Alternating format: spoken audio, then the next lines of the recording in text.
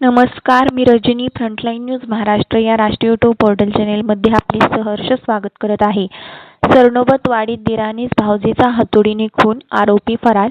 सरनोबतवाडी येथील महालक्ष्मी नगरमध्ये सायंकाळी 4 ते 5 वाजण्याच्या सुमारास घडलेल्या धक्कादायक घटनेत दिराणीस भाऊजेच्या डोक्यात हातोडीने वार करून तिचा निर्घृण खून केला. या घटनेनंतर आरोपी फरार झाला असून त्याचा शोध पोलीस घेत आहेत.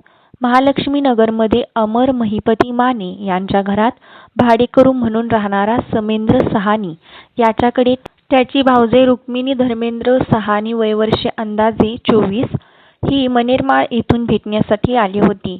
दोघांमध्ये शाब्दिक वाद झाल्यानंतर समेंद्रने घराच्या दारातच तिच्या डोक्यावर हातोडीने वारंवार वार करून तिला गंभीर जखमी केले. घटनेची माहिती मिळताच गांधीनगर पोलिसांनी तिला तातडीने सीपीआर रुग्णालयात दाखल केले.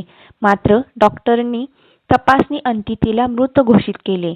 घटनेनंतर आरोपी समेंद्र सहानी फरार झाला असून त्याचा शोध स्थानिक गुन्हे अन्वेषण विभाग एलसीबी आणि गांधीनगर पोलीस घेत आहेत.